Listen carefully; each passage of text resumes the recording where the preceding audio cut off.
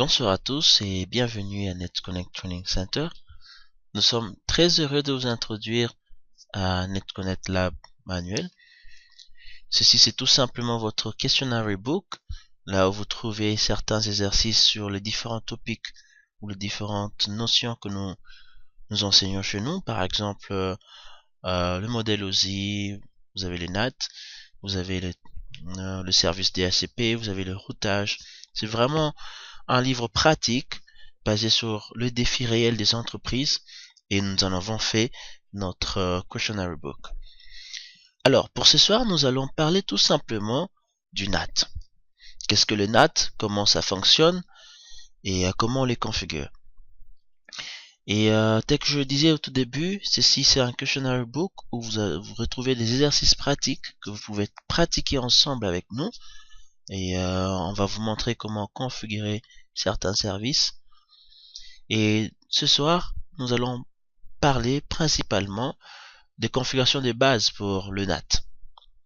Alors, si vous n'avez pas encore regardé la série sur la définition du NAT, la série théorique sur le NAT, le NAT dynamique, statique, le PAT, c'est quoi la différence entre les types de NAT, nous invitons à souscrire à notre channel YouTube pour avoir les mises à jour sur toutes les vidéos des formations que nous organisons.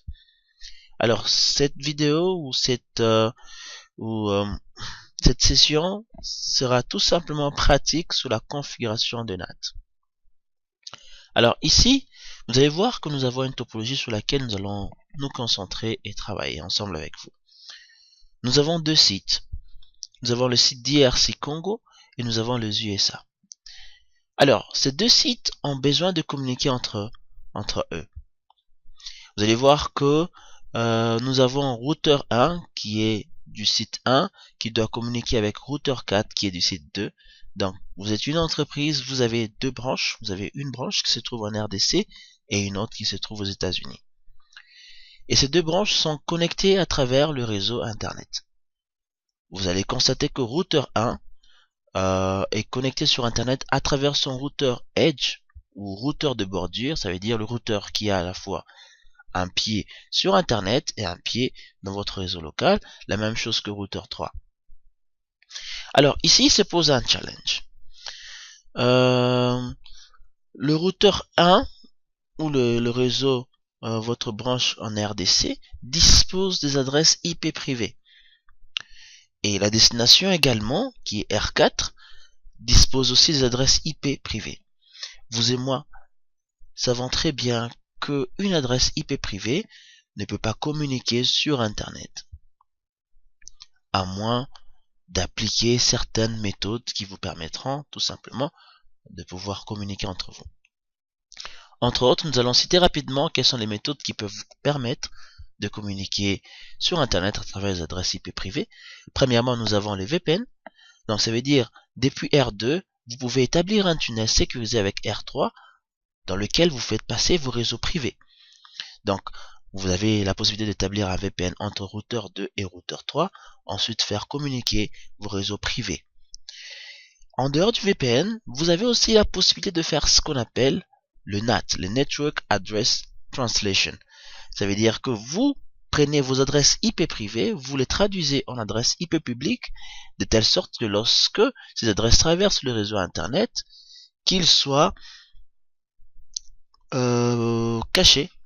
Ok, premièrement, le NAT vous offre la possibilité de cacher vos réseaux internes ou vos adresses IP internes pendant que vous communiquez sur Internet. Deuxièmement, ça vous permet également de conserver vos adresses IP publiques. Parce que figurez-vous, si nous devions faire en sorte que chaque machine, ou dans notre cas c'est un routeur, mais dans d'autres cas vous pourriez avoir plusieurs machines dans votre organisation qui ont besoin d'accès à Internet. Et ça veut donc dire que sans le Network Address Translation, le NAT, chaque machine de votre organisation doit avoir une adresse IP publique. Encore là, si vous voulez connaître la différence entre l'adresse IP privée et l'adresse IP publique, nous vous invitons à souscrire sur notre chaîne YouTube. Et là, vous pourriez, dans le module de subnetting, vous pourriez suivre quelle est la différence entre les IP publics et les IP privés. Mais juste parce que nous sommes contents de vous avoir avec nous. Nous allons vous faire un briefing rapide. Donc, votre adresse IP publique, c'est celle qui peut communiquer sur Internet. Elle est payante, donc pour l'obtenir, il faudrait l'acheter. Donc, c'est une adresse IP routable, ça veut dire qu'il peut être admis sur Internet. Par contre, l'adresse IP privée, ce sont les adresses qui sont réservées pour vos organisations. Donc, si vous voulez utiliser vos machines en interne sans aller sur Internet, vous pouvez utiliser l'adresse IP privée pour pouvoir communiquer entre vous, vous échanger les données entre diverses machines de votre organisation. Mais au moment où vous voulez aller sur Internet, vous devez avoir une adresse IP publique. Alors, imaginez-vous, vous avez un parc informatique qui a près de 100 machines. Et ces 100 machines doivent être connectées sur Internet. Donc, si vous n'utilisez pas le NAT, vous serez donc obligé de payer sans adresse IP publique pour attribuer à vos machines, ce qui va vous coûter énormément très cher. Alors voilà pourquoi le NAT vient vous permettre, au travers d'une même adresse IP publique ou d'une pool d'adresses d'IP publique, vous pouvez faire communiquer plusieurs machines et une adresse IP privée. Alors dans notre cas, nous allons tout simplement faire en sorte que lorsque le branch de DRC ou la branche de la RDC veut communiquer avec les États-Unis, que nos adresses IP privées soient masquées, soient traduites en adresse IP publique pour correspondre. Vous allez voir que ici, cette adresse 10.1.25.0 ressemble à une adresse IP privée. Eh ben, c'en est une. Mais dans le cadre d'exercice, dans le cadre de notre lab, nous allons considérer que cette adresse IP est une adresse IP publique, tout simplement pour notre lab. Nous ne pouvons pas nous aventurer à choisir une adresse IP publique imaginaire qui pourrait peut-être appartenir à une entreprise quelque part dans le monde et ça ne serait pas bien. Alors, ici nous avons les prérequis pour répondre à la demande sur cet exercice. On nous dit ceci: assurez-vous que toutes les adresses IP sont bien configurées sur tous les routeurs de la topologie. Assurez-vous que les tests de connectivité entre R1 et R2 sont concluants. Ça veut dire que R1 peut pinguer R2, vice versa, et que R3 peut pinguer aussi R4, vice versa. Au-delà de tout ça, vous devez vous assurer que R2 soit aussi en mesure de pinguer R3. Donc il doit y avoir une connectivité totale au sein de votre topologie avant de procéder aux différentes questions. Vous avez ici toutes les informations qui concernent vos interfaces. Par exemple, R1, le routeur R1 a 3 interfaces. Tel que vous pouvez voir, nous avons l'interface F00, F01. Nous avons aussi l'interface de loopback. L'interface de loopback, c'est tout simplement votre interface de test. D'accord? Alors, vu que nous n'avons pas de machine associée à cette topologie, nous utilisons l'interface de loopback pour tester quels seraient les résultats une fois que nous déciderons de mettre les machines derrière le routeur. Alors, voici les questions, mais avant d'arriver aux questions, nous allons déjà nous assurer que notre topologie respecte les prérequis demandés. Alors, nous allons ramener notre terminal ici. Excusez-moi. Routeur 1, routeur 2, routeur 3, routeur 4 et routeur 5 qui est le routeur provider. Voilà. Sur routeur 1, nous allons commencer par bien évidemment configurer les interfaces. Alors ici, je vais aller un peu rapidement parce que c'est la configuration des interfaces. Ce sont des notions de base que certainement vous connaissez. Alors, nous allons aller sur l'interface F01, no shutdown, adresse IP 192, 68.10.1. En fin de compte, l'adresse de loopback. Alors, nous avons choisi l'adresse de loopback correspondant à l'ID du routeur, tout simplement pour nous faciliter la compréhension, mais pour vous aider aussi à facilement vous retrouver lorsque vous ferez cet exercice chez vous. Alors, nous avons fini avec routeur 1, nous allons passer à routeur 2. Ici, c'est 10.12.2. interface série, l'adresse IP c'est 10.1.25.2. Alors ici le masque c'est /28 qui correspond tout simplement à 240. Encore une autre fois, il y a une série sur le subnetting.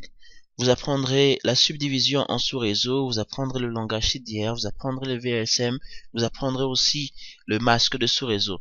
Alors nous vous invitons encore une fois à souscrire sur notre channel YouTube pour recevoir les updates et mises à jour sur nos vidéos en ligne. Alors nous allons passer sur R5 qui dans cette topologie correspond au routeur internet. Alors nous allons déjà changer des hostnames afin de les distinguer. En réalité, vous n'avez pas accès au routeur de votre provider, mais vu que nous sommes dans un lab, nous avons accès à ce routeur. On va dire no shutdown, nous allons passer à l'interface S01, on va dire adresse IP correspond à 10.1.35.5 et masque de ce réseau correspond à 248, c'est /29. Et nous allons passer sur R3. Sur routeur R3, nous avons interface F00, adresse IP correspond à 34.3.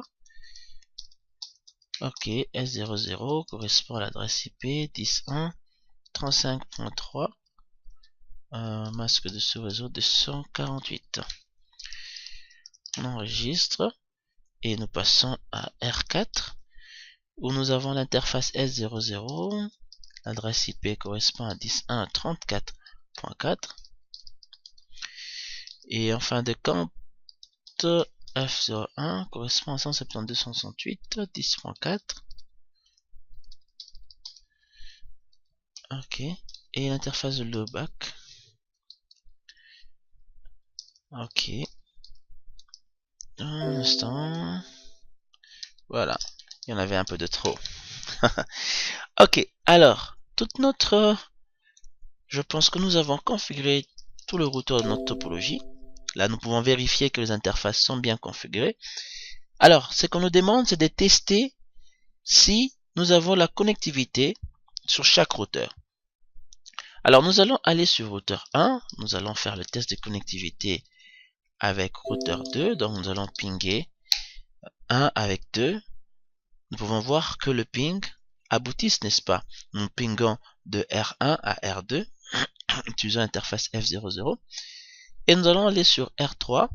Nous allons tenter de pinguer R4. Ici c'est 34.4. Voilà. Alors, nous pouvons voir aussi que R3 peut pinguer R4 sans aucun problème. Alors, nous avons répondu à cette question. Il nous reste maintenant à faire le test de connectivité entre R2 et R3. Alors, ici, vous allez constater avec moi que par défaut, R2 ne sait pas pinguer R3. Nous allons vérifier. 10.1.35.3. Pourquoi? Je vous laisse une minute pour deviner. Eh bien, tout simplement parce que R2 ne dispose pas de la route nécessaire pour atteindre R3. Comment vérifier cette information? C'est avec la commande show IP route qui vous permet de vérifier votre table de routage, de voir quelles sont les routes ou quels sont les réseaux que R2 est en mesure d'atteindre. Dans notre cas, vous allez voir que notre table de routage est quasiment vide, en dehors des adresses directement connectées au routeur R2.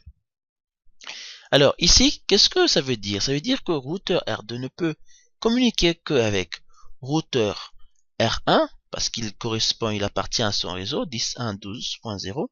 Il peut aussi communiquer qu'avec routeur 5. Alors, il ne sait pas comment faire pour atteindre routeur 3. Je vais vous montrer quelque chose de très intéressant, comment vous pouvez analyser ou dépanner votre réseau quand vous avez un problème de connectivité. Alors, vous avez utilisé cette commande, vous pouvez utiliser cette commande qu'on appelle le debug. Et là, nous voulons analyser le trafic ICMP tout simplement. en appuyant sur Entrée. Et si je faisais maintenant un test de ping entre routeur 2 et routeur 3, je serais en mesure de savoir exactement pourquoi est-ce que je n'arrive pas à pinguer. Je vais refaire le ping. Et ce message que je vais recevoir ici, ça me permettra de comprendre le pourquoi. Voyons voir.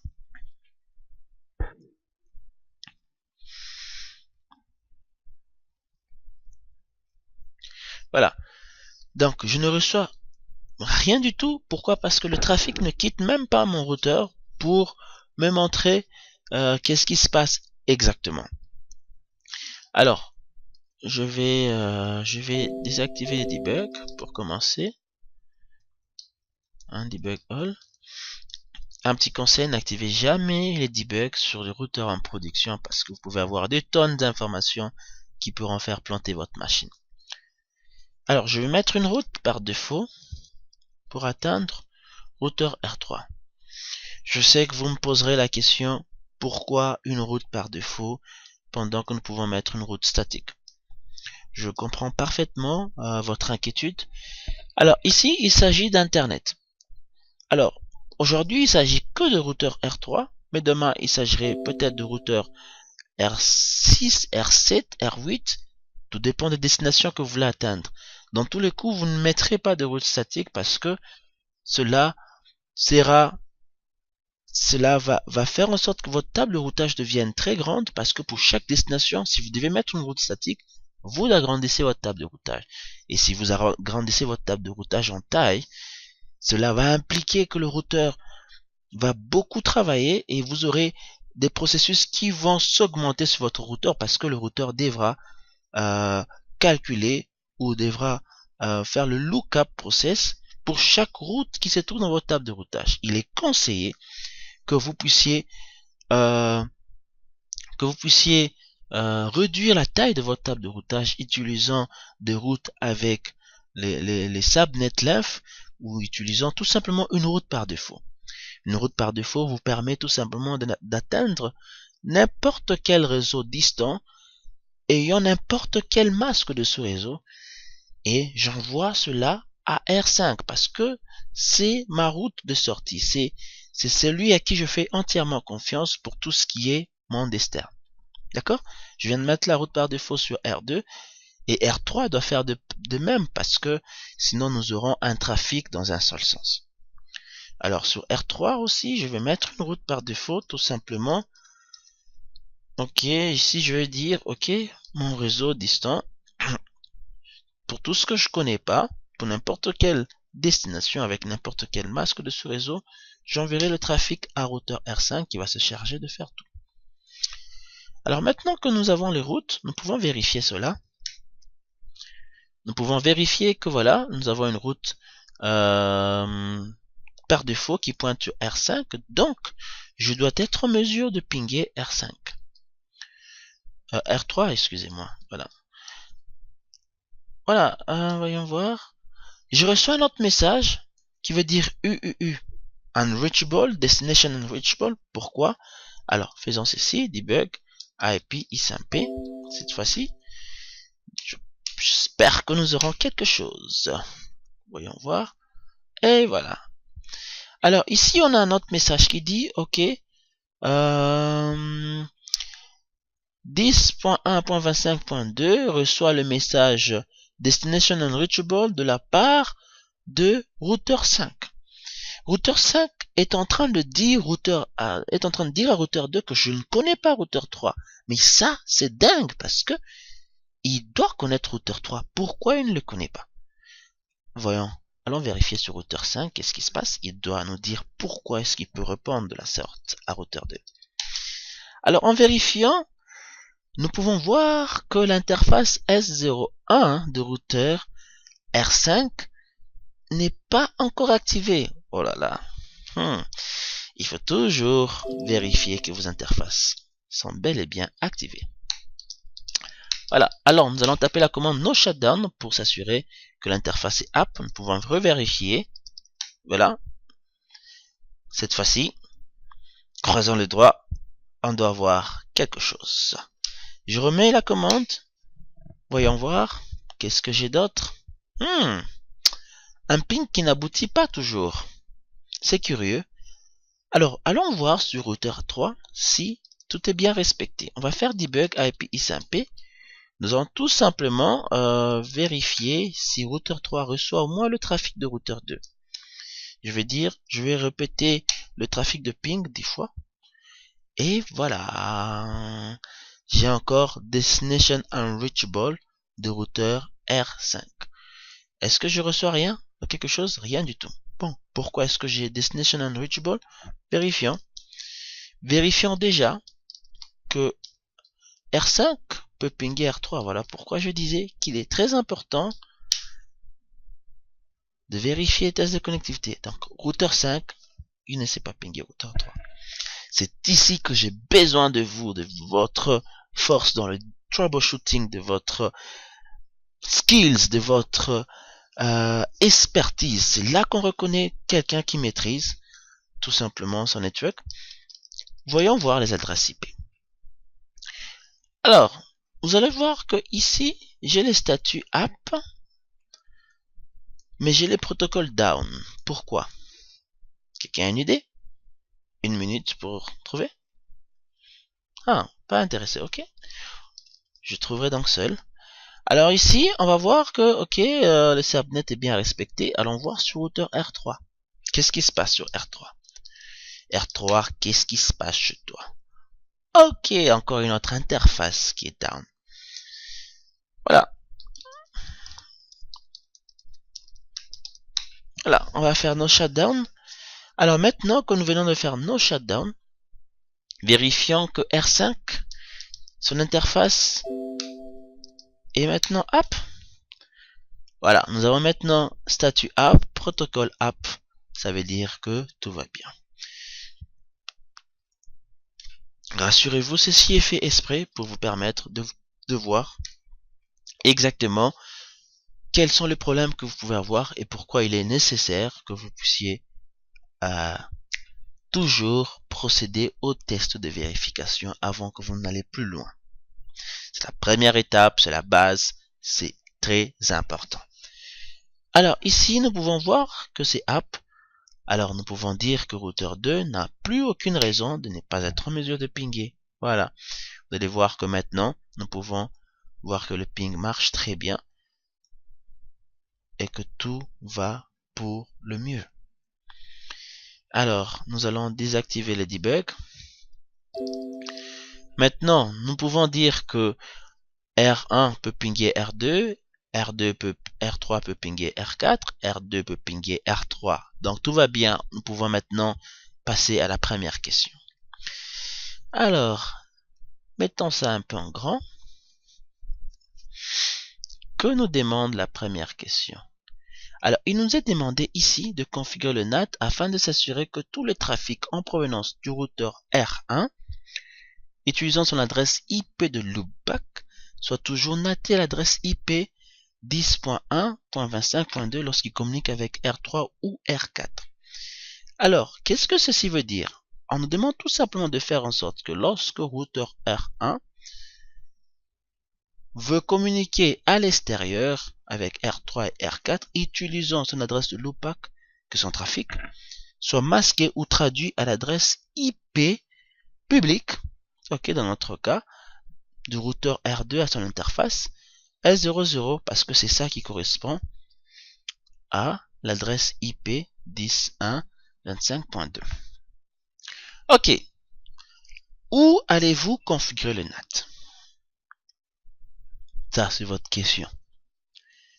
Regardez, vous avez R1, réseau privé, vous avez R2, réseau public. Alors, si votre réseau interne doit être traduit par une adresse IP publique, ça veut donc dire que le NAT devra être configuré sur le routeur qui porte l'adresse IP publique, n'est-ce pas? Et dans votre cas, c'est le routeur R2 qui a un pas vers le réseau Internet, un autre vers le réseau interne. Ok? Voilà. Et si on faisait cet exercice? Allons-y. Sur routeur R2, qu'est-ce que nous allons faire? Remettons la question.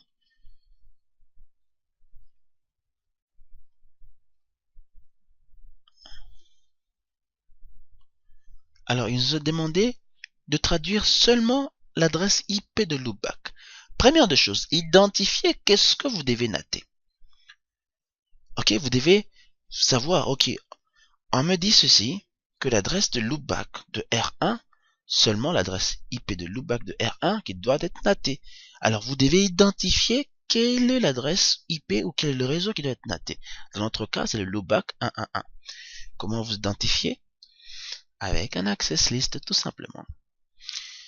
Permit host. Là, vous avez identifié. Vous allez dire, ok, dans notre access list 1, nous allons lister le réseau ou l'adresse IP qui doit être nattée. Deuxièmement, vous avez identifié le réseau qui doit être naté. La deuxième question que vous devez vous poser, c'est quelle est l'interface par où je vais recevoir le trafic en provenance de ce réseau ou de cette adresse IP et quelle est l'interface de sortie.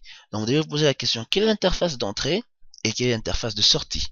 Alors dans notre cas ici, nous pouvons très bien voir que tout trafic en provenance du routeur R1 va forcément entrer sur le routeur R2 utilisant son interface F00 et devra ressortir par l'interface S00 pour atteindre le monde extérieur. Alors là, c'est une très bonne nouvelle parce que vous avez identifié la source du trafic, ce qu'on appelle l'interface inbound, l'interface d'entrée, et la sortie ou l'interface de sortie qui est appelé autrement le outbound, qui est tout simplement S00. Il est très important de toujours identifier la source et la destination. Alors, comment vous dites au routeur R2 quelle est l'interface source, quelle est l'interface de destination? C'est simple. Vous entrez dans F00 qui est l'interface source, vous dites IPNAT inside. Alors vous dites que voilà l'interface F00 de routeur R2, c'est le inside, le inbound, l'interface d'entrée. Ok? Et nous allons entrer dans l'interface S00. Nous allons dire IPNAT outside. Ok? Ça, c'était la deuxième étape. Première étape, vous identifiez la source ou le host ou le network qui doit être naté, au moins d'un access list. Deuxièmement, vous identifiez l'interface qui va prendre le trafic qui devra être naté, l'interface de sortie de ce trafic. Et vous ne vous arrêtez pas là. Pourquoi? Parce que jusque-là, votre trafic n'est pas encore naté. Alors pour le natter, vous devez maintenant dire au travers de cette commande IPNAT inside source list 1 interface S00. Alors je vous explique que fait cette commande. Vous dites ceci. J'appelle la commande NAT pour traduire, ok, tout ce qui correspond à la liste 1, tout ce qui est identifié dans la liste 1, en provenance d'une source interne pour sortir à l'interface S00. Je vais dire ça autrement. Donc je vais appeler la commande NAT pour natter tout ce qui vient de l'interface inside, tout ce qui vient de mon réseau interne, pour laquelle la source est identifiée dans la liste 1, dans l'access list 1, le numéro ici doit correspondre au numéro de votre access list lorsque ce trafic quitte l'interface S00. J'espère que vous m'avez compris. Alors, en appuyant sur Entrée, nous venons de mettre en place un NAT. Alors, si je fais encore choix IP interface brief, vous allez constater quelque chose de nouveau. Regardez-moi ça. NVI, quelque chose qui n'existait pas encore. Qu'est-ce que l'interface NVIO? Ok, ne vous en faites pas, il y a toute une série qui parle sur NVI. Donc, restez connectés, restez connectés sur notre channel. Pour ceux-là qui ne sont pas encore connectés dans notre channel, nous vous invitons tout simplement à souscrire pour pouvoir recevoir les mises à jour. Alors ça, nous en parlerons plus tard. Alors, comment vérifiez-vous si votre NAT a bien été configuré? Alors, j'aime bien les shortcuts. Je n'aime pas taper la commande sur run parce que ça vous oblige à faire quoi? Enter, c'est ça? Oui. ou barre d'espacement sur votre clavier pour voir les tonnes d'informations. Alors, pour ceux-là qui sont informés, vous n'allez pas faire ça parce que c'est trop barbant. Vous faites tout simplement show IP, show run, section IPNAT. Ça veut dire que je vais voir le fichier de configuration, mais juste la section IPNAT. Ça vous évite de tout voir. Ok? C'est simple. Voilà. Alors voici la commande que nous avons tapée, mais vous allez constater quelque chose de plus que nous n'avons pas fait. Overload. D'où ça vient? Qu'est-ce que c'est? Si vous voulez avoir plus de détails là-dessus, il y a une session sur la théorie qui vous expliquera. Mais bon, parce que je vous aime bien, je vous explique. Overload veut tout simplement dire ceci. Je ne veux non seulement natter l'adresse IP source, mais je veux aussi natter le numéro de port source. En réalité, ceci, c'est ce qu'on appelle le PAT. Le PAT, c'est Port Address Translation. Ça veut dire que vous nattez non seulement l'IP, mais vous nattez aussi l'interface, vous nattez aussi le port. Alors, quand est-ce que vous utilisez le PAT? C'est tout simplement lorsque vous avez plusieurs machines qui ont une adresse IP privée, mais tous doivent aller sur Internet au même moment pendant que vous n'avez qu'une seule adresse IP publique. Il est important de signaler que ceci est un PAT. Pourquoi? Parce que si vous ne signalez pas, qu'est-ce qui se passera? C'est que seule une machine pourra avoir accès sur Internet à l'instant. Si vous avez par exemple un NAT statique, ça veut dire, si vous configurez un NAT statique, une seule adresse IP publique pour une seule adresse IP privée. Donc une seule machine peut aller sur Internet à la fois. Si vous avez un NAT dynamique, donc vous avez une plage par exemple de 10 adresses IP publiques que vous souhaiterez que vos machines en interne puissent utiliser. Alors qu'est-ce qui se passera si vous avez 20 machines en interne et que vous avez seulement une pool d'adresses de 10 pools, excusez-moi, et si vous avez juste une pool d'adresses de 10 adresses IP publiques, qu'est-ce qui se passera? Ça veut dire seules 10 machines internes pourront aller sur Internet d'une manière en real time. Seules 10 machines peuvent aller à la fois sur Internet. Pourquoi? Parce que chaque adresse IP privée qui quitte votre réseau privé pour Internet occupera une adresse IP publique. Et si vous en avez 20, ça veut dire que vous avez par exemple 10 adresses IP publiques et que vous avez 20 machines avec adresse IP privée, donc seulement 10 pourront aller. Une fois que l'une des 10 machines se déconnecte, et alors là, une autre peut se connecter. Mais pour les PAT, tous peuvent aller au même moment sur Internet, mais avec la différence que le NAT ou le PAT ne s'arrête pas que sous la couche 3 du modèle OSI, mais aussi elle va jusque la couche 4, qui est la couche transport où on identifie le numéro de port source et le numéro de port destination. Assez pour la théorie, passons à la pratique. Excusez-moi. Alors là, nous allons faire un test. Ok? Avant de faire le test, pourquoi ne pas d'abord enlever cette commande pour voir les effets avant et les effets après? Alors, je vais entrer dans R3. Je vais faire debug IP ISMP. Nous souhaitons voir à quoi va ressembler le trafic sans NAT et à quoi va ressembler le trafic avec NAT. Si je ping par exemple 10.1.35.3 qui est l'adresse IP du routeur R3 utilisant comme source mon interface de loopback, je répète le trafic 10 fois. Qu'est-ce que nous aurons? Rien. Justement. Très drôle. Encore ici, nous avons besoin de votre expertise. Regardez. Nous n'avons rien. Pourquoi? Rappelez-vous, un routeur ne peut contacter un réseau distant que si il a ces informations dans sa table de routage. Aucune information qui correspond à ces réseaux-là. Alors on va aller rapidement. On va mettre une route par défaut pour atteindre ces réseaux en passant par routeur R2. Ok, on a la route. Alors refaisons notre ping Voilà ce que nous aurons ici. Ok, routeur 3 reçoit bien le trafic, mais d'une source inconnue dans sa table de routage. Alors, qu'est-ce qu'il va envoyer comme message? Destination host unreachable. D'accord? Je connais pas, je n'ai pas l'adresse 111. Regardez, c'est bizarre.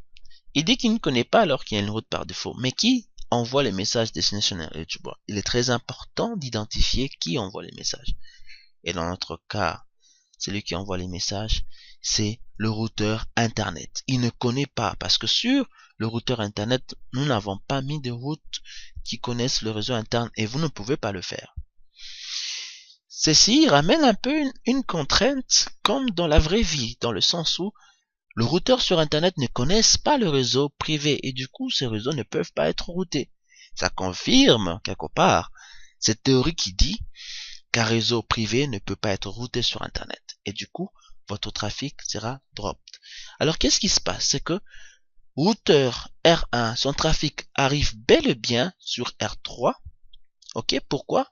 Parce que ici, lui, il a la route par défaut pour atteindre routeur R3 et le routeur Internet connaît routeur R3. Mais le problème, c'est au retour. Lorsque routeur 3 doit contacter 111 pour routeur R3, il n'y a pas de problème.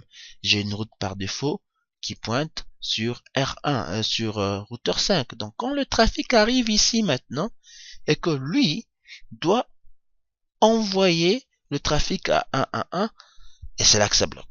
Je connais pas de 111. Alors, qu'est-ce qu'il faut faire? Dans R2, nous devons natter. Absolument. Maintenant que nous avons naté, est-ce que cela est suffisant? Nous allons vérifier. Regardez. Malgré cela, je doute que ceci marche. Ah, c'est bizarre. Pourquoi ça ne marche pas? Pourtant, regardez, la source a bien changé. Si on vient vérifier ici, avec la commande show ipnat, translation, nous pouvons bien voir que l'adresse IP 111 est bien traduite dans l'adresse IP de routeur R2. Ok? Donc l'inside local, qui est tout simplement votre adresse IP ou le trafic concerné, qui doit être naté, qui est ensuite naté à l'adresse IP globale, qui est l'adresse IP publique dans notre cas de routeur R2, pour la destination de R3. Malgré que je nate, vérifions que notre match, notre access list a bien matché. Voilà, nous avons 10 matchs parce que nous avons répété le ping 10 fois. Ok? Alors, qu'est-ce qui explique que ça ne marche pas? Regardez, R3 dit très bien que voilà, le trafic provient de 10.1.25.2 qui est R2. Et celui-ci connaît R2. Pourquoi est-ce qu'il n'arrive pas? Alors, observez. Le message maintenant est reçu d'une autre adresse IP, qui est l'interface ici. Routeur R5 dit qu'il ne connaît pas la source. Host unreachable receive from this one. Je vais vous poser une question très drôle. Vous qui natez ce trafic, savez-vous au moins comment l'atteindre? Puisque c'est votre réseau interne. Est-ce que routeur 2 sait comment faire pour atteindre routeur R1 sur l'interface de loopback? Vérifions. Rappelez-vous toujours qu'un routeur ne peut pas atteindre un réseau tant qu'il ne connaît pas comment s'y prendre dans sa table de routage. Nous n'avons pas de route pour R1, loopback interface. Alors nous allons dire que voilà, pas seulement qu'on ne connaît pas le loopback, mais nous ne connaissons non plus le LAN. Alors nous allons d'abord rajouter l'interface de loopback et nous allons dire que notre réseau, notre gateway, c'est 1. Voilà. Nous avons rajouté pour 1. Alors maintenant, vérifions s'il peut pinguer. Voilà. Maintenant, il est en mesure de pinguer tout simplement parce que R1 connaît maintenant comment faire. Alors, qu'est-ce qui s'est passé en réalité? Nous avons naté le réseau 1111 utilisant l'interface L00 de routeur 2. Le trafic aller, il est bon, sans aucun problème. Ok? Quand il arrive, il le nat, il arrive là-bas. Le trafic retour, ce qui se passe que Ici, la source devient 10.1.35.3. La destination devient quoi? 10.1.25.2. Ok, il n'y a pas de problème. Le trafic va bien arriver ici. Mais le problème ici, c'est que R2, lui, lorsqu'il reçoit maintenant le trafic de cette source, en comparant ce qu'on appelle sa table NAT, il est conscient que lorsqu'un trafic est du type I5P qui arrive sur mon interface, je dois le renvoyer à 1.1.1. Or, il ne connaissait pas le réseau 1.1.1. Voilà pourquoi le trafic n'aboutissait pas. Alors voilà, nous avons répondu à la première question. Voilà, nous avons répondu à la première question où tout ce qui vient de 1.1.1 est naté à 10.1.25.2. Alors, qu'est-ce qu'il en est lorsque j'essaye de pinguer utilisant mon interface normale? Voyons voir. Ping 10.1.35.3. Repeat 10. Voyons voir si R3 va recevoir. Regardez, il reçoit toujours la source qui est non natée parce que nous avons très bien identifié la source. Ok, qui est 1.1.1. Nous n'avons pas inclus tout le monde, nous avons identifié juste la source. Alors, nous vous disons merci d'avoir suivi cette première partie. Rendez-vous dans notre prochain vidéo pour voir la configuration de la question 2. Merci.